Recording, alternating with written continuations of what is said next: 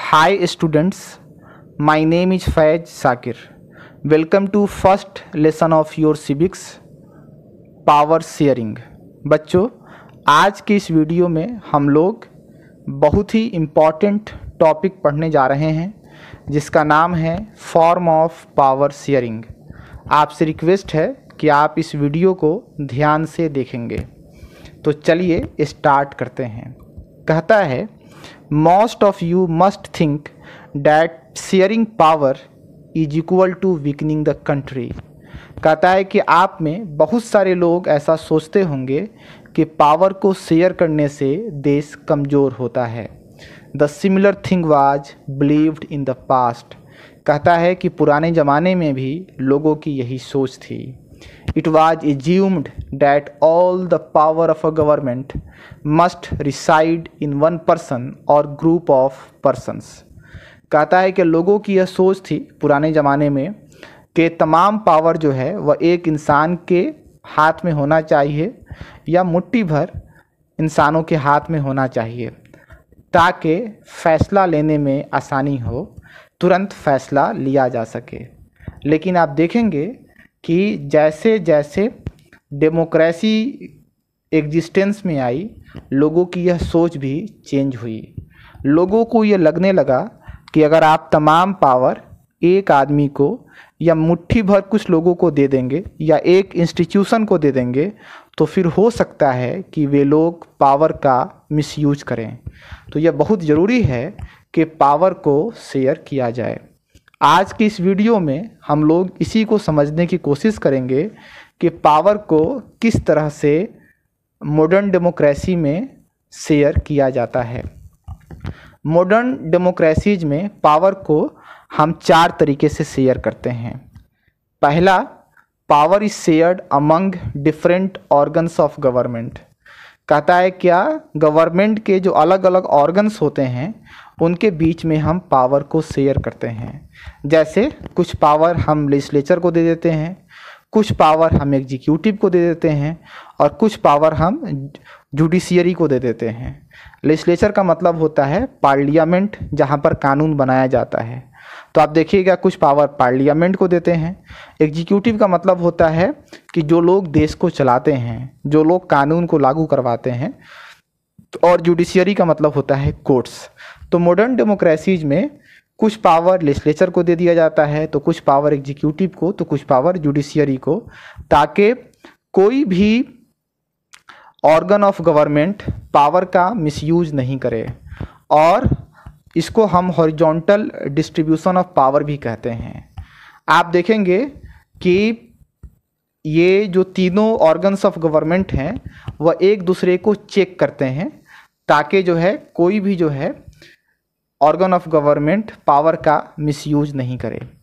Second है, power can be shared among governments at different levels.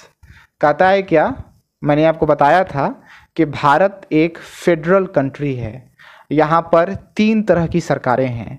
पूरे देश के लिए एक सरकार है जिसको सेंट्रल गवर्नमेंट कहते हैं। हर स्टेट में अलग अलग सरकार है जिसको स्टेट गवर्नमेंट कहते हैं। और आप देखेंगे कि गांव के लेवल पर या शहर के लेवल पर भी जो है सरकारें हैं जिसको सेल्फ गवर्नमेंट कहते हैं।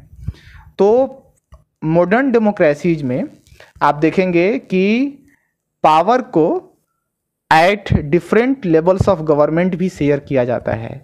यानी कहने का मतलब कि कुछ पावर हम सेंट्रल गवर्नमेंट को दे देते हैं, कुछ पावर हम स्टेट गवर्नमेंट को दे देते हैं और कुछ पावर जो है जो लोकल गवर्नमेंट्स होते हैं उनको दे दिया जाता है ताकि जो है अच्छे तरीके से देश को चलाया जा सके और कोई भी पावर का मिसयूज नहीं करे।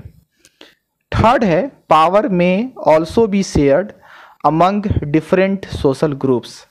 कहता है क्या कि पावर को हम अलग अलग सोशल ग्रुप्स में भी शेयर कर सकते हैं। जैसे अगर आपको याद हो तो मैंने आपको बेल्जियम में कम्युनिटी गवर्नमेंट के बारे में बताया था। यह इसका बेहतरीन एग्जाम्पल है।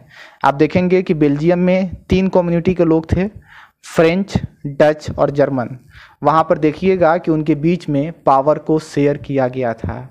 या मैंने आपको लेबनान का एग्जाम्पल दिया था, वहाँ पर आप देखिएगा कि मुस्लिम्स और क्रिश्चियंस के बीच में आप देखेंगे कि पावर को शेयर किया गया था। भारत में भी आप देखेंगे कि पार्लियामेंट में जो है शेड्यूल कास्ट और शेड्यूल ट्राइब्स के लोगों के लिए सीट को रिजर्व कर दिया गया है।